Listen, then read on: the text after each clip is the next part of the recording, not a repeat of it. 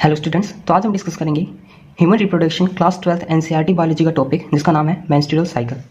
Menstrual cycle क्या है? ये फीमेल प्राइमेट्स के अंदर रिप्रोडक्टिव साइकिल है, जिसे क्या बोलते हैं हम? Menstrual cycle. एग्जाम्पल आपको याद रखने हैं, ह्यूमन बींग्स, मंकी, एप्स। फिर एक टर्म आती है जिसका नाम है मेनार्क। प्यूबर्टी के टाइम पे जो फर्स्ट मेंस्ट्रुएशन बिगिन होती है तो उसे बोलते हैं मेनार्क। एक याद रखने की बात क्या है, जो मेंस्ट्रुएशन है यानी कि मेंस्ट्रुअल साइकिल है वो 28 टू 29 डेज के इंटरवल में रिपीट होती रहती है। इसके 4 फेस आते हैं, यानी कि मेंस्ट्रुअल साइकिल के क्या है? 4 फेस हैं। Menstrual face, follicular face, ovulatory face और ल्यूटियल फेस। इनको हम देखेंगे वन बाय वन। सबसे पहले आता है हमारे पास मेंस्ट्रुअल फेस। मेंस्ट्रुअल फेस के अंदर क्या होगा? इसके अंदर मेंस्ट्रुअल फ्लो अकर होगा। ये 3 से 5 दिन के लिए रहेगा। क्यों होता है? Due to breakdown of endometrial lining of uterus and blood vessel. एक नोट है, क्या है? मेंस्ट्रुअल तभी होगा जब रिलीज ओवम फर्टिलाइज नहीं होगा, यानी कि menstruation only occur when release ovum not fertilise. Next आ गया था हमारे पास फोलिकुलर फेस। फोलिकुलर फेस के अंदर क्या होगा? इसके अंदर जो प्राइमरी फोलिकल है ओवरी के अंदर, वो ग्रो होता है, मैच्योर होता है इनटू ग्राफिन फोलिकल। और साथ ही में जो एंडोमेट्रियम है यानी कि जो यूट्रस की लेयर है वो दोबारा से रीजनरेट होती है थ्रू प्रोलिफरेशन। इसी वजह से फोलिकुलर फेस को क्या बोला जाता है? Proliferative face.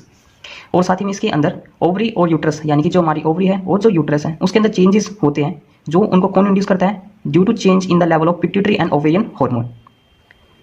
आगे याद रखने की बात क्या है? फोलिकुलर फेस के दौरान जो सीक्रेशन है वो ग्रेजुअली क्या रहता है? इंक्रीज रहता है, यानी कि जो आपके LH FSH यानी ल्यूटिनाइजिंग हार्मोन और फोलिकुलर स्टिमुलेटिंग हार्मोन जो कि आपके क्या है? Gonadotropin hormone.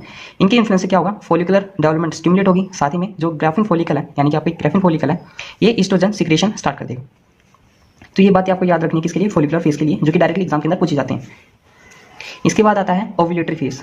ओव्यूलेटरी फेस के अंदर क्या होगा? ये करीब 14 डे के करीब होगा इन मिडल ऑफ साइकिल। इसके अंदर जो LH FSH यानी हमारे गोनाडोट्रोपिन हार्मोन है ये पीक लेवल पे होते हैं। अब इसकी वजह से होगा क्या? जब LH और FSH का रैपिड सिक्रेशन होगा इसकी वजह से हो जाएगा LH सर्ज, यानी कि जो ग्राफिन फोलिकल है एकदम से रैप्चर होगा और ओवम को रिलीज करेगा, यानी कि हमारा ओव्यूलेशन कराएगा। इसी वजह से इसको बोला जाता है ओव्यूलेटरी फेस। जो हमारे पास लास्ट फेस आता है मेंस्ट्रुअल साइकिल का वो है ल्यूटियल फेस। ल्यूटियल फेस के अंदर क्या होगा? जो बचा कुचा रिमेनिंग पार्ट है ग्राफिन फोलिकल का वो ट्रांसफॉर्म हो जाएगा किसमें? कॉर्पस ल्यूटियम में। बाद में जो ये कॉर्पस ल्यूटियम है ये सिक्रीट करेगा प्रोजेस्टेरोन, वो भी लार्ज अमाउंट में। प्रोजेस्टेरोन का काम क्या होगा यहाँ पर? मेंटेनेंस ऑफ एंडोमेट्रियम, जो कि नेसेसरी है फॉर इम्प्लांटेशन अगर ओवम क्या होता है? रिलीज होता है, और अदर इवेंट ऑफ प्रेगनेंसी। एक याद रखने की बात क्या है? प्रेगनेंसी के दौरान जो मेंस्ट्रुअल साइकिल है वो क्या हो जाएगी? स्टॉप हो जाएगी। इन दी एब्सेंस ऑफ फर्टिलाइजेशन, यानी कि फर्टिलाइजेशन नहीं होती है तो दोबारा से जो कॉर्पस ल्यूटियम है क्या होगा? डीजनरेट होगा, जिसकी वजह से क्या हो जाएगा? एंडोमेट्रियम का दोबारा से डीइंटीग्रेशन हो जाएगा और हमारी दोबारा से जो साइकिल है मेंस्ट्रुअल साइकिल है दोबारा से अकर होगी। और ऐसे ही ये साइकिल रिपीट होती रहेगी 28 टू 29 डे के इंटरवल में। सो स्टूडेंट्स, ये था हमारा टॉपिक मेंस्ट्रुअल साइकिल, जो कि हमने डिस्कस किया, जो कि इंपॉर्टेंट है for your CBSE board exam as well as for your NEET exam. For more NEET related content please visit and subscribe channel. Thank you.